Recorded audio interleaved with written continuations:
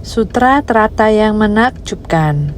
Bab 23. Aktivitas lampau Bodhisattva Besaja Raja. Sinvasyang Sutra Tratai, episode 1868.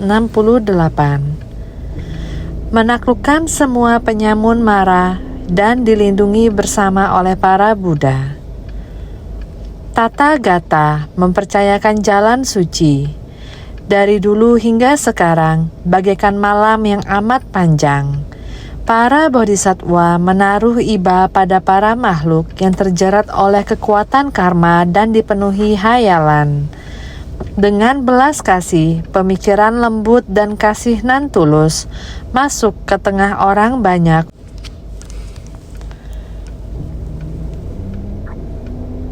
untuk membantu orang-orang dan memberi bimbingan.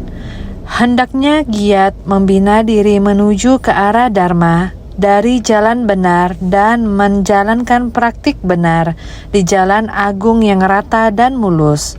Bersungguh hati. Kita harus bersungguh hati menghayati.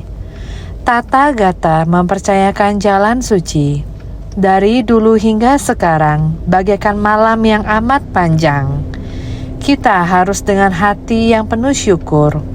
Buddha, Tata Gata, muncul di dunia, mengabdikan seumur hidupnya untuk dunia ini demi satu tujuan utama, yaitu mengajar dan membimbing semua makhluk. Setiap orang harus memiliki pemikiran dan arah yang demikian. Pemikiran ini dapat memberi manfaat kepada dunia. Arah ini yang perlu kita jalani dengan giat. Oleh itu, demi satu tujuan utama di dunia ini selalu mengikuti hukum alam. Tubuh yang diberikan oleh orang tua kita pada akhirnya akan mati juga. Hukum alam yang seperti ini, bahkan Buddha juga mengikuti hukum ini. Usia Buddha hingga 80 tahun. Sebelumnya dia mempercayakan jalan suci. Setelah Buddha mencapai pencerahan demi satu hal di dunia, dia datang ke dunia, membuka dan menunjukkan pengetahuan dan pandangan Buddha, supaya para makhluk dapat memahami dan memasukinya. Buddha bersungguh hati memberi ceramah, hanya memiliki satu harapan, yaitu para makhluk dapat menerima ajaran, menerima pengetahuan dan pandangan Buddha. Buddha tercerahkan untuk memberi pengajaran kepada kita. Setelah kita menerima ajaran, kita harus mempraktikannya sesuai dengan ajaran Buddha. Kita harus memahami langit, bumi, dan alam semesta. Prinsip kebenaran dari segala sesuatu. Kita harus memahami hukum alam dengan jelas, yaitu dengan mempelajarinya. Arah harus benar dan jalan harus jelas. Kita jalan mengikuti jalan ini, maka tidak akan menyimpang. Prinsip kebenaran tidak berubah sepanjang masa. Jika kita para makhluk dapat mengikuti ajaran Buddha dan mempraktikannya sesuai jalan, maka panorama batin kita akan tetap sama. Oleh karena itu, kita perlu mengetahui bahwa Tata Gata mempercayakan jalan suci. Beliau membuka jalan ini dan merintis jalan menuju kondisi spiritual ini. Yang perlu kita lakukan hanyalah menjaga dan mengembangkannya dengan penuh kesadaran sambil melangkah maju. Jalan ini panjang dan kita tidak perlu mundur. Ketika kita menjaga dan mengembangkannya, orang-orang akan mengikuti kita untuk melakukan hal yang sama. Lebih banyak orang akan mengikuti para pendahulu mereka dan terus mengembangkannya. Sutra teratai seperti ini. Jalan ini lebar dan panjang. Pemandangan di sepanjang jalan ini telah ditetapkan dan dikembangkan dengan jelas. Selama kita penuh kesadaran, kondisi pikiran kita akan sama.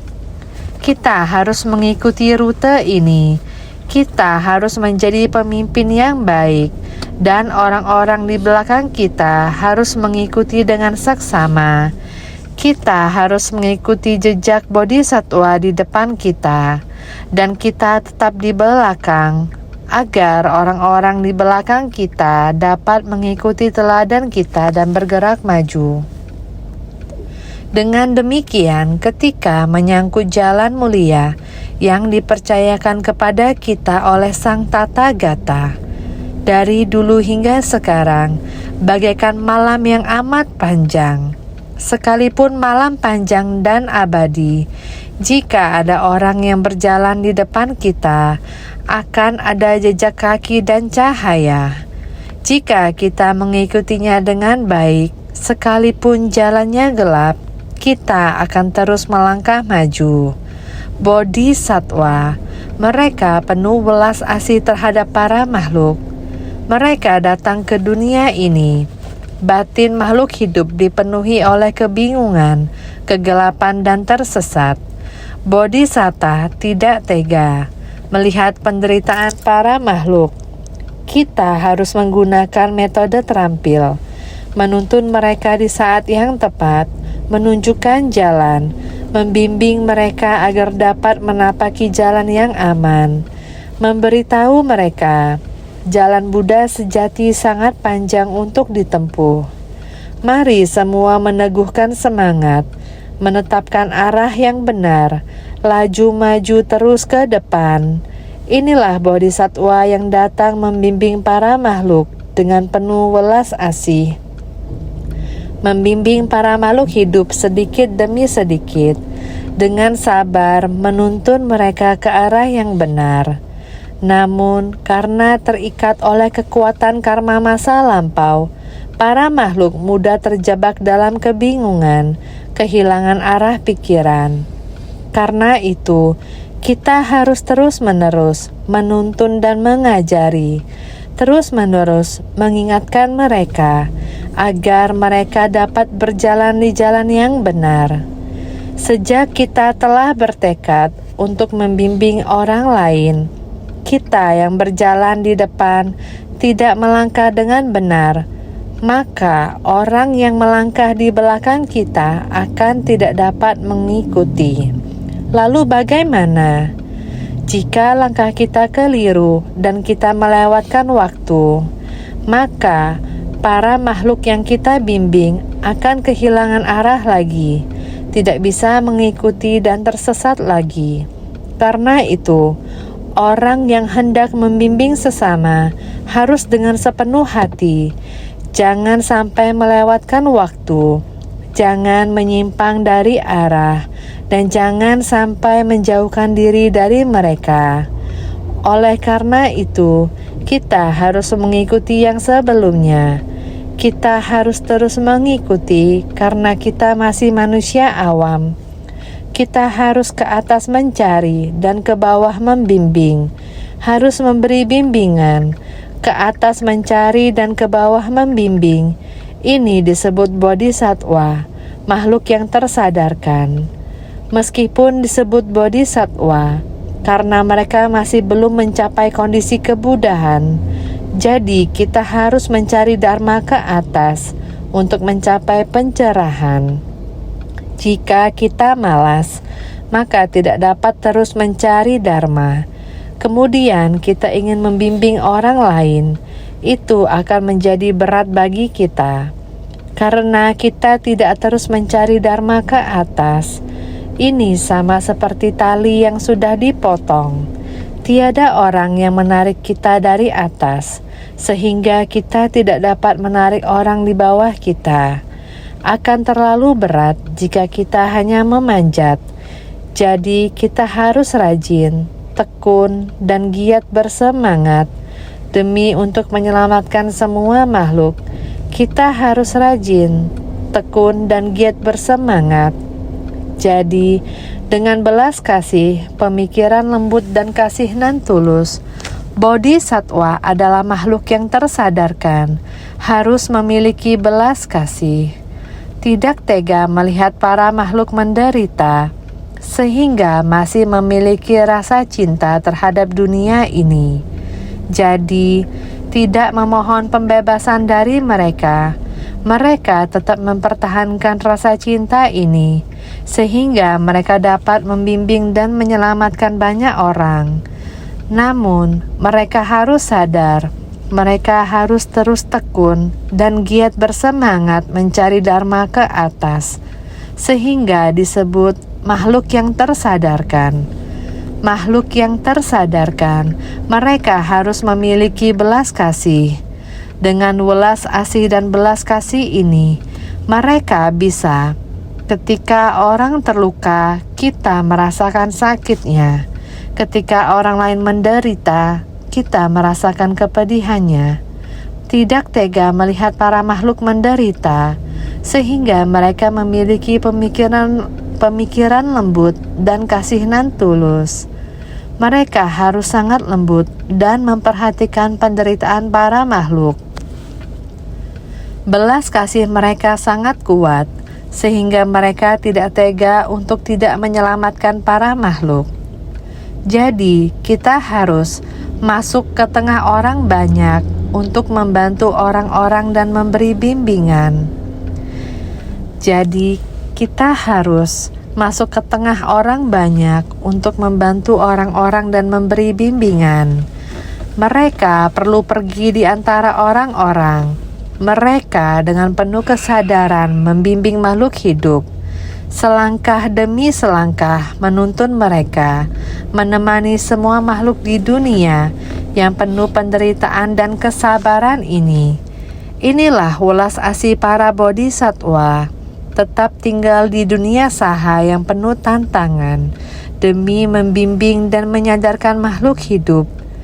Demikian pula Buddha Sakyamuni, dengan kasih welas asih yang mendalam, memilih untuk lahir di dunia saha ini, bersama para bodhisatwa yang bertekad luhur, mendampingi dan membimbing makhluk hidup di dunia ini. Oleh karena itu, kita harus berterima kasih kepada Buddha Sakyamuni dan semua bodhisatwa yang tetap berada di dunia ini. Mereka pergi di antara orang-orang untuk mendukung dan membimbing makhluk hidup.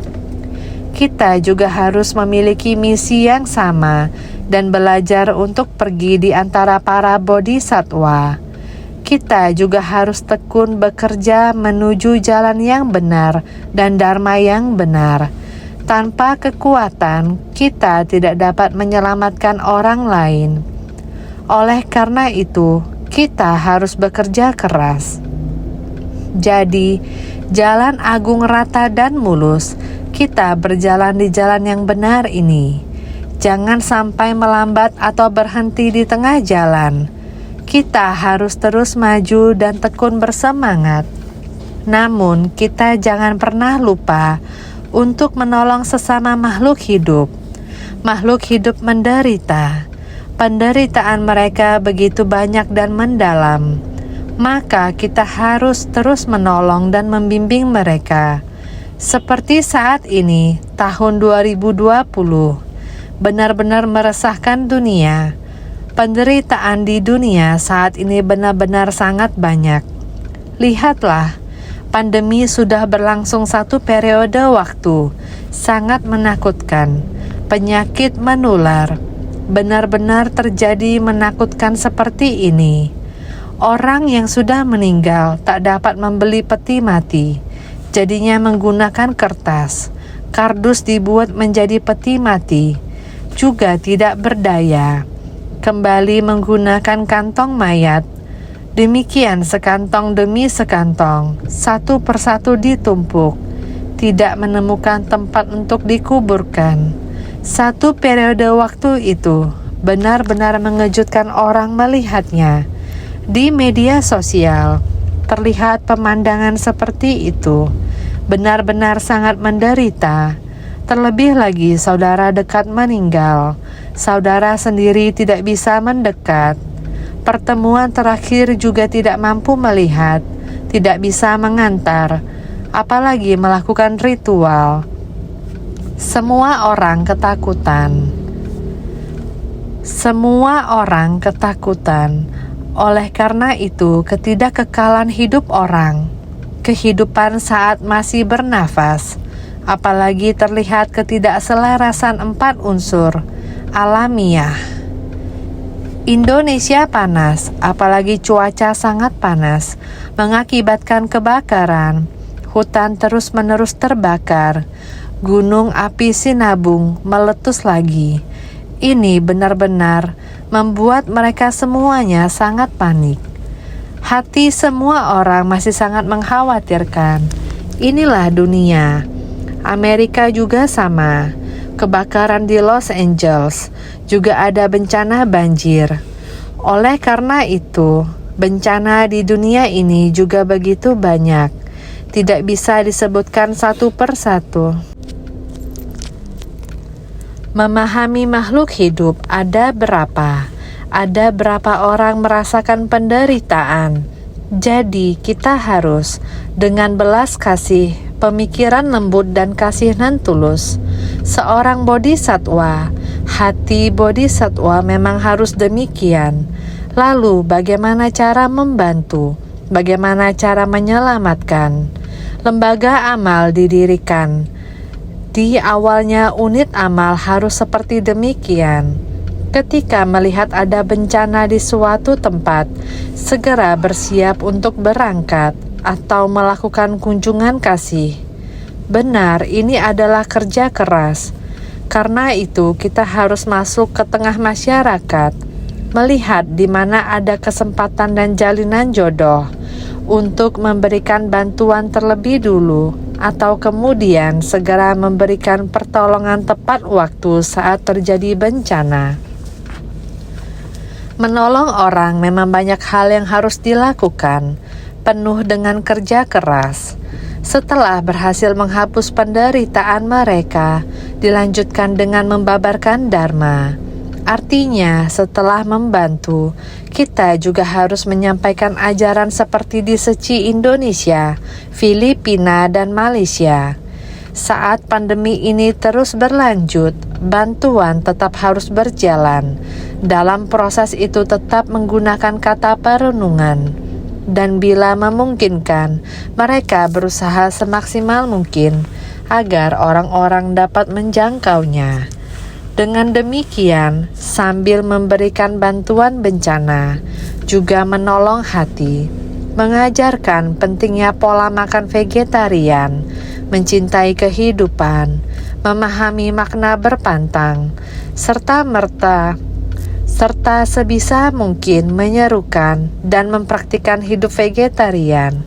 Vegetarianisme bukanlah karena tuntutan agama, melainkan benar-benar untuk melindungi kesehatan tubuh setiap orang. Jangan sampai berhubungan dengan bakteri atau virus yang ada pada hewan, agar rantai makanan tidak menular kepada manusia. Jika manusia memakan hewan, bisa saja jatuh sakit, lalu menularkan penyakit kepada sesama manusia. Itu sangat berbahaya. Karena itu, manusia perlu memiliki keberanian untuk mengendalikan nafsu. Dengan mengkonsumsi biji-bijian dan aneka hasil pertanian, tubuh tetap bisa sehat. Manusia memiliki dunia dan kesehatan manusia sendiri, sementara hewan juga memiliki hak untuk hidup tanpa dibunuh. Manusia seharusnya tidak melanggar dunia hewan. Dengan begitu, manusia bisa hidup damai, sehat, bebas dari penyakit, serta terhindar dari wabah.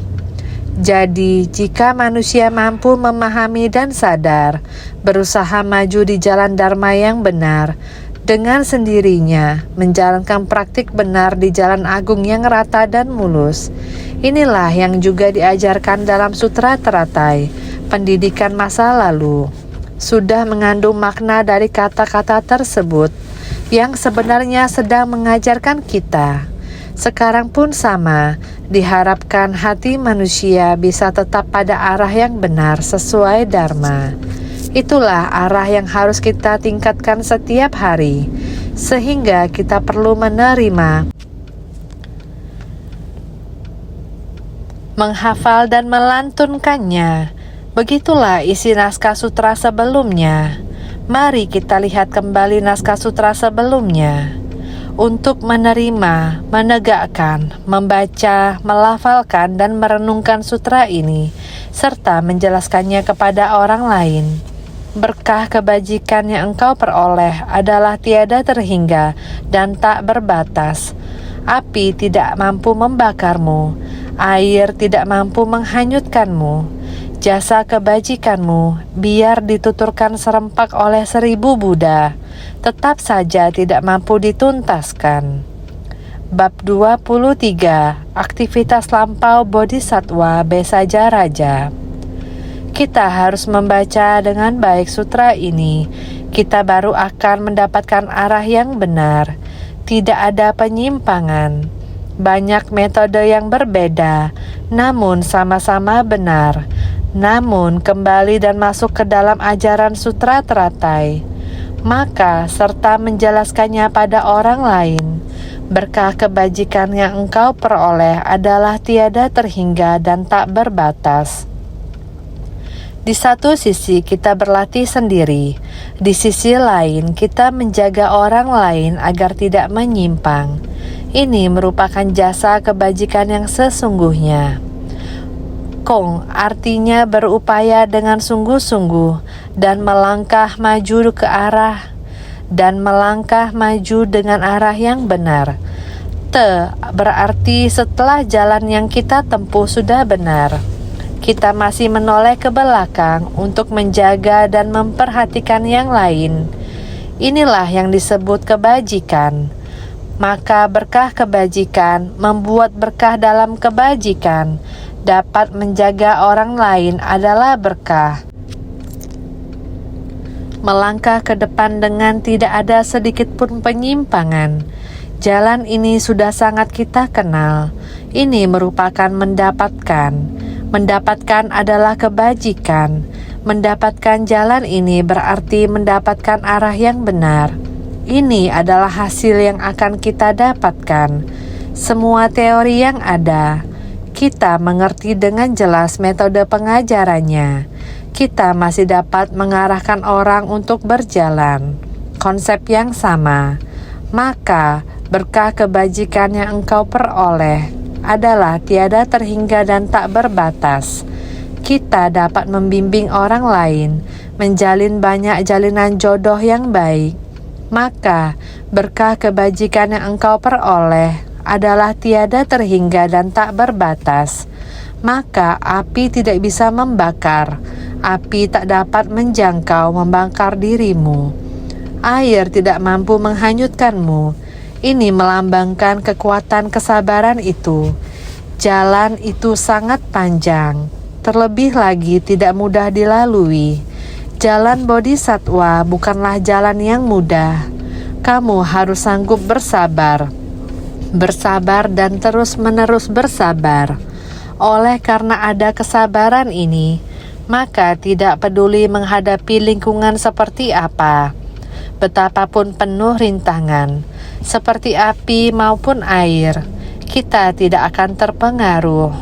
Dengan hati yang teguh dan tekad yang mantap, kita tidak terpengaruh oleh berbagai kondisi di tengah jalan. Karena itu, digunakan perumpamaan, api tidak bisa membakar, air tidak mampu menghanyutkan. Inilah keterampilan kesabaran. Jasa kebajikanmu biar dituturkan serempak oleh 1000 Buddha, tetap saja tidak mampu dituntaskan. Kebajikannya bukan hanya dipuji oleh 1 Buddha, melainkan dipuji oleh 1000 Buddha. Bahkan kebajikan ini tidak akan habis dipuji. Selama kita berkorban dan memberi, pasti ada yang akan memuji dengan prinsip yang sama. Jalan yang dibuka oleh Buddha, jalan yang telah dilaluinya, kita rela mengikuti dan menempuhnya. Buddha tahu bahwa prosesnya penuh penderitaan, maka beliau juga memahami bahwa orang-orang yang menapaki jalan setelahnya juga akan mengalami penderitaan, sehingga beliau memuji mereka. Selanjutnya dikatakan, engkau sekarang telah mampu menaklukkan semua penyamun mara dan menghancurkan bala tentara dari kelahiran dan kematian. Segala musuh bebuyutan lainnya juga telah dilenyapkan. Pria berbudi, ratusan ribu Buddha akan menggunakan kekuatan gaib mereka untuk sama-sama melindungi engkau. Bab 23, Aktivitas Lampau Bodhisattva Besaja Raja. Bagian naskah sutra berikut harus direnungkan dengan sungguh hati. Dikatakan, engkau sekarang telah mampu menaklukkan semua penyamun mara, yang sesungguhnya menunjuk pada hati kita sendiri. Tadi di awal ada disebutkan tentang api dan air. Sebenarnya melambangkan betapa sulitnya proses perjalanan. Sama halnya seperti kita dalam membina diri, selain lingkungan luar yang penuh dengan kesulitan atau tantangan, ada orang yang memuji, tetapi juga ada orang yang menghalangi. Bila kita mampu menyingkirkan segala rintangan, tidak takut terhadap rintangan dari orang lain, maka tekad kita di jalan Dharma akan kokoh. Kita akan terus maju dengan semangat. Selama yang kita lakukan adalah benar, kita tidak akan terpengaruh oleh rintangan, dan setiap kesulitan akan kita lewati satu persatu, demi untuk menyelamatkan semua makhluk hidup. Meskipun jalan Bodhisattva sulit dijalani, kita tetap harus mengatasinya. Tidak peduli rintangan apapun yang menghadang. Kata mara berarti rintangan atau berupa fitnah maupun berbagai kesulitan atau gangguan. Semua itu sesungguhnya bisa kita atasi. Inilah yang disebut menaklukkan penyamun mara. Ada satu kalimat yang sering saya sampaikan kepada semua orang. Kita harus melakukannya untuk menimbun berkah. Melakukan untuk menimbun, maksudnya adalah dalam keseharian. Kita harus tekun membina dengan sungguh-sungguh, sehingga ketika kita menghadapi masalah apapun, hati kita tetap stabil, tidak mudah terpengaruh. Oleh karena itu, dalam keseharian, kita harus melakukannya untuk menimbun.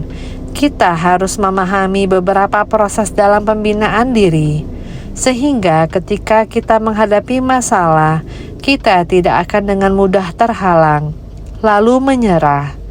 Maka dalam membina diri, kita harus membangun keteguhan dan tekad yang kuat, sehingga kita tidak akan dikalahkan oleh mara, tidak akan goyah oleh suara-suara rintangan yang dapat menghilangkan tekad kita untuk maju, sehingga kita tidak akan terhalang olehnya, dan kita tetap akan melangkah maju.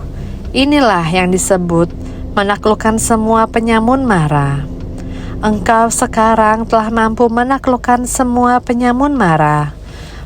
Mara ada 4 jenis, terdiri dari skanda mara, setan mara 5 agregat, klesa mara, setan mara kerisauan, dan Mirityu mara, setan mara kematian, Dewa Putra mara, setan mara dewata. 3 jenis di depan adalah mara di dalam, sedangkan jenis keempat adalah mara di luar. Mara terdiri dari 4 jenis. Dari keempat jenis mara ini, yang pertama adalah skanda mara, setan mara 5 agregat.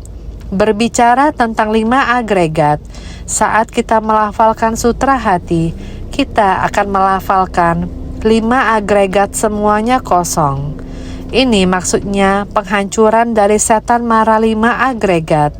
5 agregat yaitu rupa, perasaan, pemikiran, tindakan, dan kesadaran.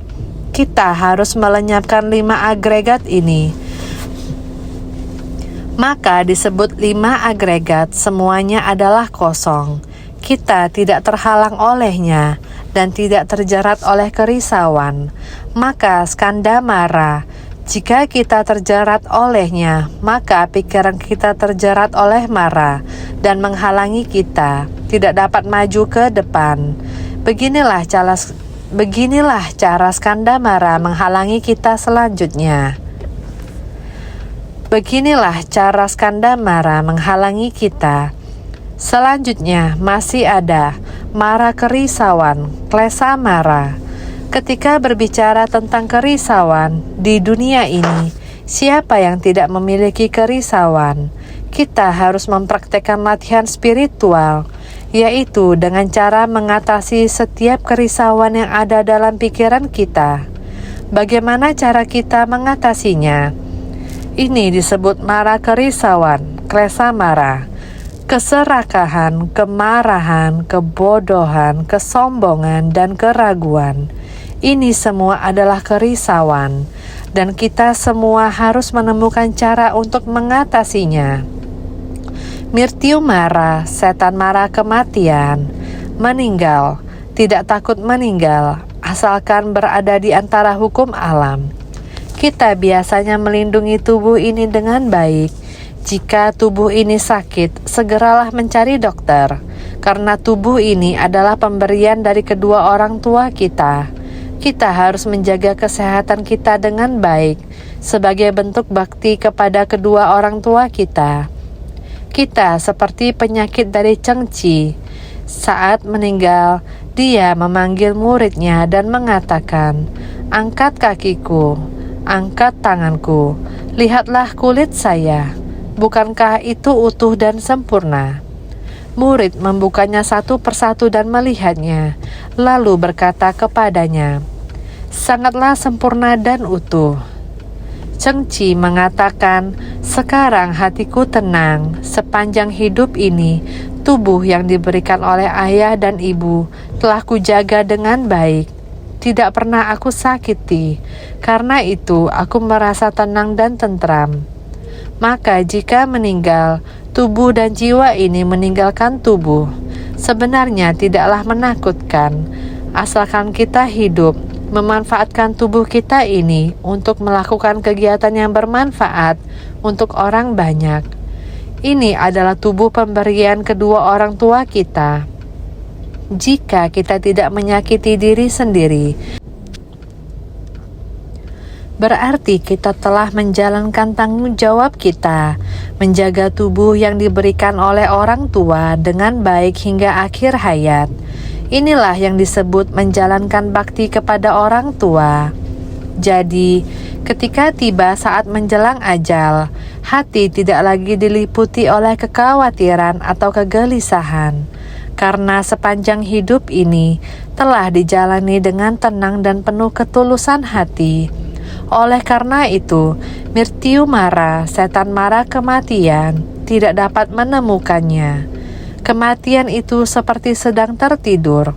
Semua orang perlu tidur di malam hari. Sangat alami, tidurnya lama. Ini tidaklah sulit, melayang-layang. Bukan ada kesulitan apapun, sangat ringan. Selama Anda merawat tubuh Anda dengan baik dan membiarkannya sangat alami, ini disebut hukum alam atau siklus alami. Jadi tidak perlu khawatir, hanya sedang tertidur. Itu hanya masalah tidak ingin pergi, tidak rela meninggalkan orang yang dicintai. Jadi kita perlu berlatih. Berlatihlah dengan sangat jelas, datang dan pergi dengan bebas. Cinta bukanlah cinta keluarga yang mengkhawatirkan, tetapi cinta kasih untuk semua orang di dunia. Jadi kita bisa pergi secara alami dan bebas. Inilah kematian, tidaklah menakutkan. Pergi saja seperti ini. Dewa putra Mara, setan Mara Dewata. Yang paling menakutkan Dewa putra Mara, setan Mara Dewata. Dia menggunakan segala macam keinginan untuk menggoda kita, membuat kita enggan melepaskan, dan pada akhirnya menyebabkan pikiran kita menjadi kacau. Inilah iblis dalam batin, Hirdaya Mara. Dewa putra Mara, setan Mara Dewata. Oleh karena itu, Kita harus senantiasa melatih diri. Kita harus menuju ke arah yang benar, menjalin banyak jodoh baik di dunia ini, menapaki jalan bodhisattva. Jalan sutra teratai sangat lurus, membantu kita berpikir dengan benar, sehingga kita mengetahui dengan jelas jalan yang benar dan yang salah. Dengan demikian, kita tidak akan diganggu oleh Dewa Putra Mara, setan Mara Dewata. Jadi, kita harus menaklukkan Mara sekarang juga. 3 yang sebelumnya adalah Mara internal kita. Contohnya, Mara dari 5 agregat. Mara penderitaan dan Mara kematian adalah Mara internal. Hanya Raja Mara yang memiliki Mara internal. Hanya Raja Mara yang memiliki Mara eksternal. Ia menggoda kita dari luar. Jika kita dengan sepenuh hati berlatih, maka kita akan terbebas dari berbagai rintangan dan Mara eksternal tidak akan menghalangi kita. Kita sangat jelas dengan pikiran kita berdasarkan 5 agregat. Karena kita sudah dilahirkan, kita harus merasa tenang dan bebas. Saat kita telah memahami Dharma berdasarkan 5 agregat di lingkungan dan kehidupan sehari-hari kita, terdapat bentuk, perasaan, persepsi, kehendak, dan kesadaran. Semua pelatihan spiritual akan mengubah kesadaran menjadi kebijaksanaan. Pengetahuan dalam kehidupan sehari-hari kita berubah menjadi kebijaksanaan. Kemudian kita tiada rintangan. Karena tiada rintangan, maka tiada rasa takut. Maka 5 agregat itu hilang, yang artinya kita telah menghancurkan mereka, dan kita tidak akan memiliki penderitaan. Jadi kita mengatakan, sebagai praktisi Buddhis, kita harus memiliki pemahaman dan pandangan benar. Semua penyamun Mara adalah merujuk pada Mara dari 5 agregat Pancaskanda, kerisauan kilesa, dan lainnya. Mara juga boleh diibaratkan sebagai kerisauan. Makanya menghapus kerisauan boleh disebut sebagai menaklukkan Mara. Semua penyamun Mara merujuk kepada Mara dari 5 agregat yang baru saja kita bahas. 5 agregat sebelumnya disebut sebagai 5 skanda. Kedua hal ini adalah sama, sehingga Mara juga boleh diibaratkan disebut sebagai kerisauan batin. Ketika kerisauan batin timbul, maka itu adalah setan Mara. Setan Mara datang mengacaukan kita, membuat batin kita memiliki banyak kerisauan, sehingga kita harus menaklukkan Mara pada waktu yang tepat. Tidak boleh ada kerisauan batin pada tubuh kita. Tanpa kerisauan batin, maka kita tidak memiliki persoalan dengan setan Mara. Makanya, menghapus kerisauan disebut sebagai menaklukkan Mara. Diri kita sendiri harus menghapuskan kerisauan batin. Menghapus kerisauan batin pada diri kita sendiri, maka disebut sebagai menaklukkan Mara. Tiada kerisauan batin pada tubuh kita, maka tiada pasukan Mara di sekeliling kita. Maka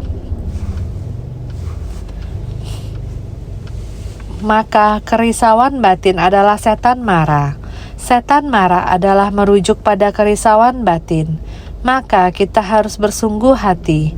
Batin harus tenang dan tetap. Ini adalah arah tujuan dari melatih diri. Aku menggunakan panah kebijaksanaan, melatih kekuatan samadhi, dan kebijaksanaan untuk menaklukkan bala tentara Mara. Untuk menghancurkan bala tentara Mara, Sang Buddha menggambarkannya dengan demikian. Beliau berkata menggunakan panah kebijaksanaan untuk menghancurkan kerisauan batin. Ini mengharuskan kita membangkitkan kekuatan dari kebijaksanaan, membidik ke arah tujuan yang benar, laksana menembak sebuah busur panah, tiada rintangan di dalam prosesnya. Kita harus memiliki hal yang demikian. Awal dan akhir pelatihan diri kita harus tepat sasaran, baru dapat menaklukkan kerisauan batin.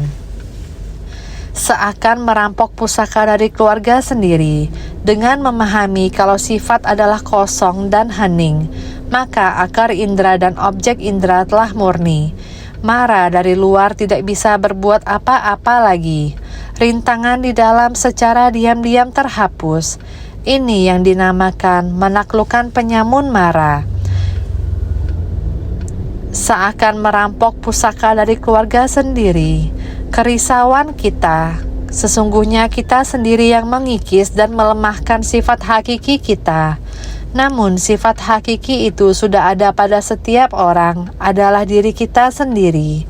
Kita sendirilah yang menghancurkan sifat hakiki yang ada dalam diri kita. Pada dasarnya niat kebajikan sudah ada di dalam diri kita. Namun seringkali niat pikiran sudah menyimpang. Niat baik itu justru kita sendiri yang merusaknya. Lalu menuruti mara, godaan dari luar membangkitkan kerisauan kita. Kita menyimpang niat baik yang ada dalam diri, arah kebajikan. Kita sendiri telah menyimpang. Inilah yang disebut merampas harta pusaka diri sendiri. Kita sebenarnya memiliki satu arah yang baik untuk dijalani, tetapi dirusak oleh diri sendiri. Inilah kita manusia awam. Oleh karena itu, kita dapat memahami sifat adalah kosong dan hening. Inilah yang harus kita ketahui. Dalam segala hal jangan membiarkan nafsu keinginan menguasai kita. Seperti saat ini tahun 2020 terus dikatakan ada satu ramuan obat ajaib, yaitu bervegetarian. Bisa bervegetarian adalah menumbuhkan cinta kasih yang utuh, menyayangi hewan, melindungi tubuh begitu sempurna. Namun karena nafsu mulut, keinginan lidah membuat kita tidak mampu menahan diri. Inilah disebut seakan merampok pusaka dari keluarga sendiri. Itulah kita sendiri yang merusak kedisiplinan, merusak sila kita. Hal seperti ini berarti menjalin jodoh dengan alam binatang, terikat dengan alam binatang. Seperti ini sangat berbahaya. Saat ini kita mempunyai kesempatan untuk sadar. Jika kita masih tidak mau sadar dan masih terlena dalam delusi, ini sungguh membuat khawatir. Bahkan para bodhisatwa pun merasa cemas. Maka kita harus memahami kalau sifat adalah kosong dan hening. Kita harus mengerti sifat kita adalah kosong dan hening. Setelah makan, setelah beberapa detik berlalu, akan berubah menjadi kotoran di dalam perut. Apakah masih ada yang menarik dari hal itu? Orang yang dipenuhi delusi mempunyai keterikatan di sana, sulit diputuskan.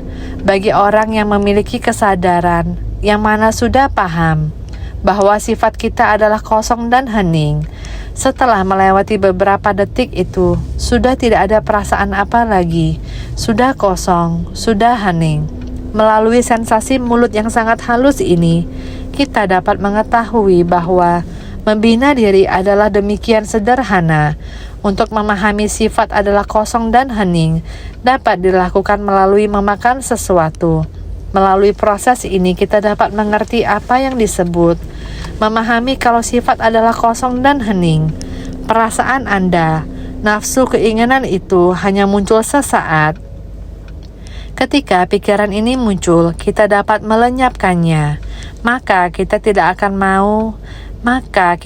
akan melakukan pelanggaran yang sehubungan dengan nafsu keinginan dari mulut. Ini adalah perumpamaan. Maka kita hanya perlu timbulkan niat, timbulkan sebersit niat dengan sendirinya, akan memahami kalau sifat adalah kosong dan hening. Jangan ada niat serakah. Mata melihat wujud, akar indera mata dengan objek wujud rupa, jangan tergoda olehnya. Sifat kosong dan hening, dia tak hubungannya dengan kita, sudah kosong dan hening. Maka akar indera dan objek indera telah murni. Mara dari luar tidak bisa berbuat apa-apa lagi. Rintangan di dalam secara diam-diam terhapus. Mara dari luar sudah tidak berdaya. Tidak ada kesempatan untuk membuat kacau. Rintangan yang berasal dari diri kita sudah diam-diam terhapus. Rintangan dari luar tidak bisa masuk.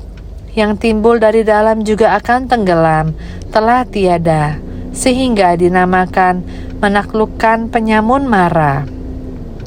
Menghancurkan bala tentara dari kelahiran dan kematian, dengan adanya keserakahan, kebencian dan kebodohan, akan menciptakan karma buruk dari tubuh dan ucapan.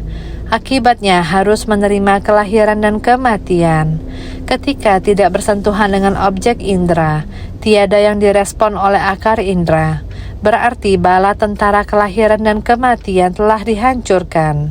Tentara dari kelahiran dan kematian adalah dengan adanya keserakahan, kebencian dan kebodohan akan menciptakan karma buruk dari tubuh dan ucapan. Ini berarti dalam siklus kelahiran dan kematian, kesalahan yang sangat mudah kita perbuat, yaitu keserakahan, kebencian dan kebodohan. Ini yang berasal dari batin. Bagaimana dengan ucapan, yaitu berkata kasar, berbohong, omong kosong, berlidah dua, juga menelan daging makhluk hidup. Bagaimana dengan tubuh, membunuh, mencuri, dan berbuat asusila. Ini yang dikatakan dalam siklus kelahiran dan kematian. Segala perbuatan kita, jika kita sungguh-sungguh melatih diri, kita dapat merubah kejahatan menjadi kebaikan, tidak dapat dikacaukan oleh mara ini, sehingga kita harus merubah dari keburukan menjadi kebaikan. Jika yang jahat timbul, maka harus segera dihapus. Setelah berbuat, menyesalinya. Inilah yang disebut menyesali kesalahan dan memperbaharui diri, lalu bersemangat maju ke depan. Dengan demikian, meskipun menghadapi siklus kelahiran dan kematian, tentara mara tidak akan mengganggu kita lagi. Jadi, ketika tidak bersentuhan dengan objek indera, tiada yang direspon oleh akar indera ini, rupa di luar dengan akar indera kita. Jika kita tidak bersentuhan dengannya, bahkan jika sudah bersentuhan juga tidak menerimanya. Dengan demikian, tidak akan menimbulkan saya serakah akan benda ini. Keserakahan itu ada di dalamnya. Serakah perbuatan adalah timbul dari akar tubuh kita. Sesuatu itu memang ada. Saya tidak ada niat serakah, maka secara alami saya tidak akan timbul niat ingin memiliki. Dengan sendirinya tidak ada. Jadi, ketika tidak bersentuhan dengan objek indera, maka hubungan kondisi di antaranya sudah terputus. Maka akar indera tidak merespon lagi, maka tidak akan bersentuhan dengannya. Jadi, berarti bala tentara kelahiran dan kematian telah dihancurkan. Yang dihancurkan ini, bala tentara kelahiran dan kematian, yaitu mara. Mara hendak merintangi kita, juga tidak mampu berbuat apa-apa. Tidak bisa merintangi kita, menaklukkan dan menghancurkan bala tentara mara, tidak dapat merintangi kita. Jadi, bala tentara kelahiran dan kematian adalah merujuk pada kegelapan batin, avidya, 6 kesadaran, satwijnana, dan lainnya. 6 kesadaran kita, 6 akar indera, 6 objek dan 6 kesadaran. Akar indera kita terhadap objek. Kesadaran pikiran hendak timbul niat serakah masih tidak ada gunanya. Ini bergantung pada kita sendiri bagaimana menganalisisnya. Segala musuh bebuyutan lainnya juga telah dilenyapkan karena pasukan besar telah dihancurkan. Delusi yang tersisa terhapus dengan sendirinya. Ibarat terbitnya matahari membuat embun beku dan embun cair terjemur kering semuanya. Jadi segala musuh bebuyutan dari para Jadi segala musuh bebuyutan para mara ini tidak akan bisa mendekat, karena pasukan besar telah dihancurkan. Delusi yang tersisa terhapus dengan sendirinya. Ibarat terbitnya matahari membuat embun beku dan embun cair terjemur kering semuanya. Semua ini sudah tidak ada embun beku, ada embun cair.